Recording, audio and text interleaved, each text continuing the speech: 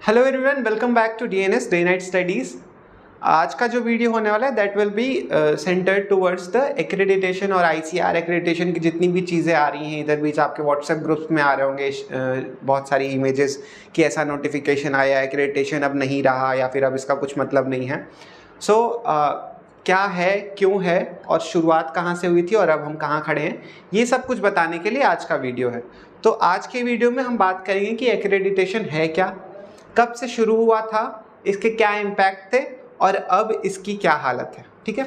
सो accreditation की शुरुआत हुई थी 2017 में। एक नोटिस आया था उससे, जिसमें आईसीआर ने कहा था कि जितने भी कॉलेजेस हैं सबको एक प्रोसीजर के थ्रू गुजरना होगा। जैसे आपकी नैक पीर की ग्रेडिंग होती है, वैसे ही आपको आईसीआर के थ्रू एक एक्रेडिटेशन कराना होगा, जिसे हिंदी में हम प्रत्यायन बोलते हैं, जिसमें आईसीआर चेक करेगा कि आपके यहाँ जो स्टैंडर्ड ऑफ एजुकेशन आप प्रोवाइड कर रहे हो वो अप टू द स्टैंडर्ड है, मतलब वो उस बेंचमार्क तक है कि नहीं है, जिसके जो आईसीआर के सिलेबस के अकॉर्डिंग होना चाहिए। मतलब आप बच्चों को जैसी एजुकेशन देनी चाहिए, जिस फैसिलिटीज़ को प्रोवाइड करना चाहिए, आप वो कर रहे हो कि नहीं कर रहे हो।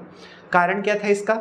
बहुत सारे प्राइवेट कॉलेजेस खुलने शुरू हो गए थे बीएससी एग्रीकल्चर के, लेकिन उनके पास ना कोई प्रैक्टिकल की सुविधा थी, ना लैब्स थे, ना फील्ड था, और ना ही उनके पास कैटल्स मतलब एनिमल हस्बेंड्री पढ़ाने के लिए सफिशिएंट रिसोर्सेज थे। तो एग्रीकल्चर इज़ अ सब्जेक्ट जहाँ आपके 10 सब्जेक्ट्स हैं तो 10 सब्जेक्ट में प्रैक्टिकल्स हैं, सबके अलग अलग इंफ्रास्ट्रक्चर हैं, सबके अलग अलग रिसोर्सेज की ज़रूरत है। जैसे सॉइल साइंस के लिए आपको एक लैब चाहिए, एनिमल हस्बेंड्री पढ़ने के लिए आपको एक एटलीस्ट कुछ कैटल्स तो चाहिए ही चाहिए, कैटल्स तो चाहिए एटलीस्ट, पोल्ट्री चाहिए, उसके अलावा आप भी बहुत सारी चीज़ें आती हैं उसके अंदर, लेकिन ये 2 चीज़ें आपको मेनली चाहिए होती हैं। साथ ही साथ इंजीनियरिंग के लिए आपको एक इंजीनियरिंग की वर्कशॉप चाहिए होती है, एग्रोनॉमी के लिए एक फील्ड चाहिए होता है। तो ऐसे ही बहुत सारी चीज़ों की ज़रूरत पड़ती है जब आप एक एग्रीकल्चर के स्टूडेंट हो या फिर जब आप एग्रीकल्चर स्टडी करते हो। तो it's not like a normal subject कि आप एक ही लैब से काम चला ले रहे हो या फिर आपको उस लैब की भी ज़रूरत नहीं है, आप सिर्फ क्लासरूम से काम चला ले रहे हो। तो ऐसा नहीं है। हमारे सभी 10 सब्जेक्ट्स में प्रैक्टिकल्स होते हैं, जो कि हमारा मेन पर्पज़ होता है टू स्टडी एग्रीकल्चर, क्योंकि एग्रीकल्चर एक अप्लाइड साइंस है। हाँ, आप इसको कॉन्सेप्चुअली पढ़ नहीं सकते हो, आपको अप्लाई करके जब तक आप नहीं सीखोगे, स्किल डेवलपमेंट नहीं करोगे, उस स्टडी का कोई मतलब नहीं है। ठीक है। तो इन्हीं सब चीज़ों को देखते हुए कि एक बहुत ही फेमस फेज़ हुआ कि कुकुरमुत्ते की तरह गली गली में कॉलेजेस खुलने शुरू हो गए थे एग्रीकल्चर के।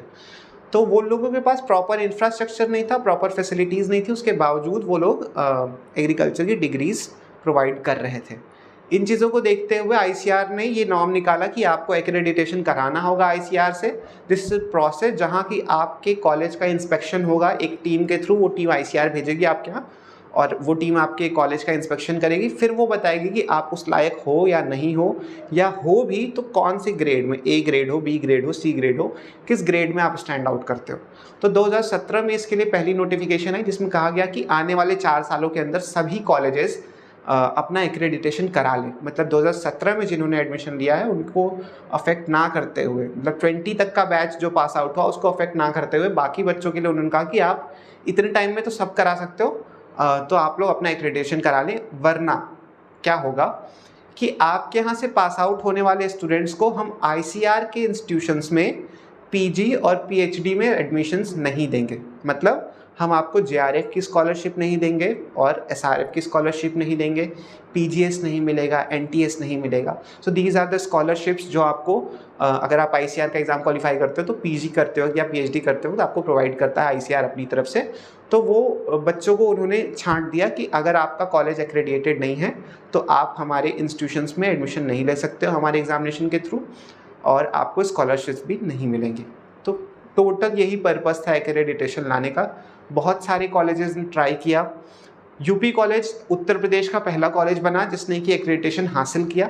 यहाँ के बच्चों ने बहुत दिन तक धरना वगैरह, टोटल 8 दिनों तक वो लोग धरने में बैठे हुए थे कि उन्हें एक्रेडिटेशन चाहिए। प्रोसीजर शुरू हुआ और UP college became the first college of Uttar Pradesh जिसको की एक्रेडिटेशन मिला। लेकिन इसके साथ क्या हो रहा था कि ओवरऑल पूरे इंडिया में देखा जाए तो बहुत ही कम ऐसे कॉलेजेस थे जो एक्रेडिटेशन ले पाए। भले वो उस इंफ्रास्ट्रक्चर को फुलफिल करते थे, लेकिन वो प्रोसीजर इतना रिजिड था कि उसको कंप्लीट करना अपने आप में एक बहुत बड़ा टास्क था। तो इससे क्या हो रहा था कि बहुत सारे बच्चों का फ्यूचर दाव पे लग चुका था, जिन्हें इनकी जानकारी नहीं थी और वो एडमिशन ले चुके थे, अब फाइनल ईयर में हैं तो उनके साथ दिक्कत ये है कि अब कहाँ जाएं, है ना। आपको कैटेट में एडमिशन मिल जाएगा। पर्सनली अगर कोई यूनिवर्सिटी अपना एग्ज़ाम करा रही, लाइक अगर आप CUET दे रहे हो तो आपका एडमिशन हो जाएगा, यूपी कैटेट दे रहे हो तो एडमिशन हो जाएगा PG में। लेकिन ICAR PG का जो एग्ज़ाम है, which is the most important और सबसे रिस्पेक्टेड एग्ज़ाम है एग्रीकल्चर के स्टूडेंट्स के लिए, आपको उसके थ्रू एडमिशन्स नहीं मिल रहे थे। तो इन सब चीज़ों को ध्यान रखते हुए ये नोटिफिकेशन अब निकाली गई है। अब वापस आते हैं इस नोटिफिकेशन पे जो आपके व्हाट्सएप ग्रुप फॉरवर्ड्स में आ रहा है।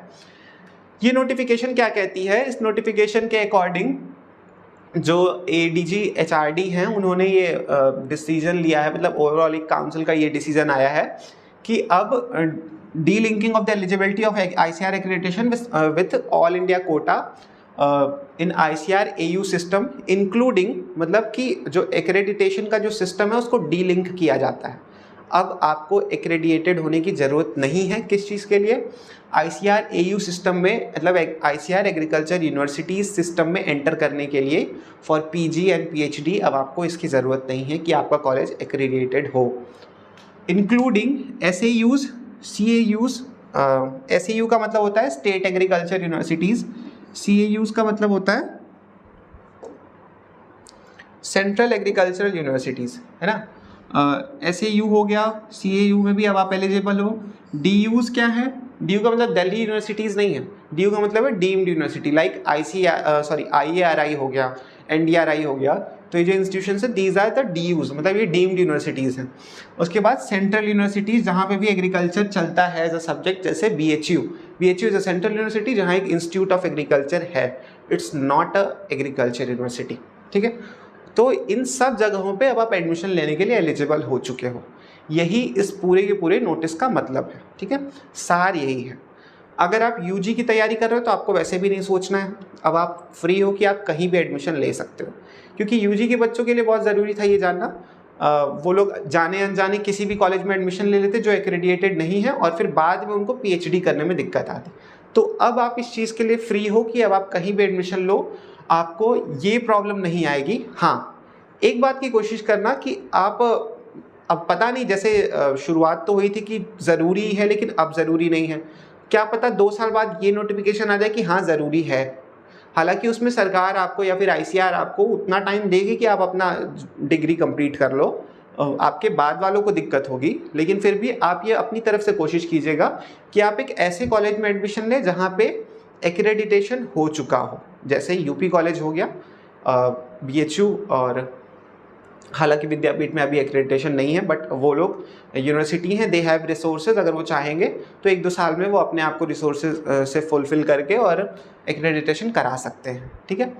तो अब आपको ये सोचने की ज़रूरत नहीं कि कहाँ एडमिशन लेना है, लेकिन फिर भी कोशिश करिएगा कि आप अच्छी एक्रेडिटेड यूनिवर्सिटी या फिर कॉलेज में एडमिशन लें।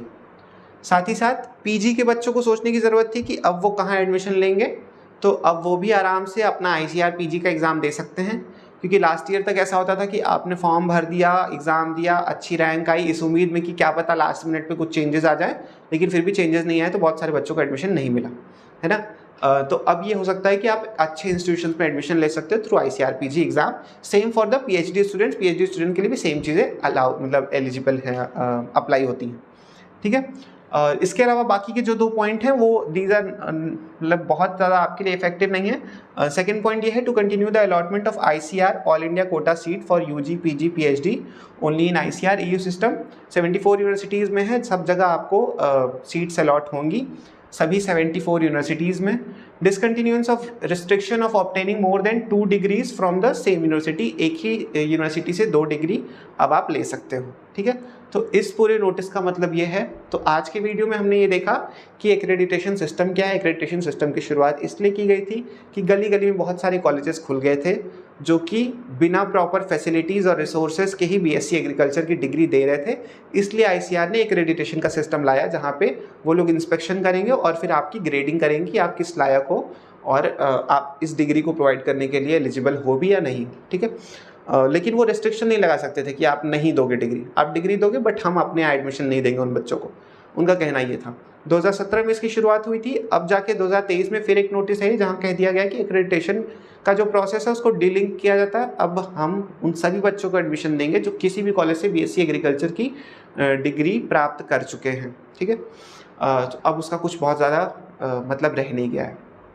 दूसरी चीज़ कि आप पूरे सभी agriculture universities, central agriculture universities, deemed university या फिर सेंट्रल यूनिवर्सिटीज़ में एडमिशन ले सकते हो, ना सिर्फ यूजी में, पीजी और पीएचडी में। एक लास्ट चीज़ कि फिर भी आप अपनी तरफ से ये कोशिश करिए कि आप अगर यूजी में अब एडमिशन लेने वाले हैं तो एक ऐसे इंस्टीट्यूशन में एडमिशन ले जो ऑलरेडी एक्रेडिटेड हो, ताकि इन फ्यूचर कहीं आपको ऐसी कोई प्रॉब्लम फेस ना करनी पड़े जैसी पिछले 2 सालों से बच्चों को करनी पड़ी थी। So that's all for today's video. Thank you.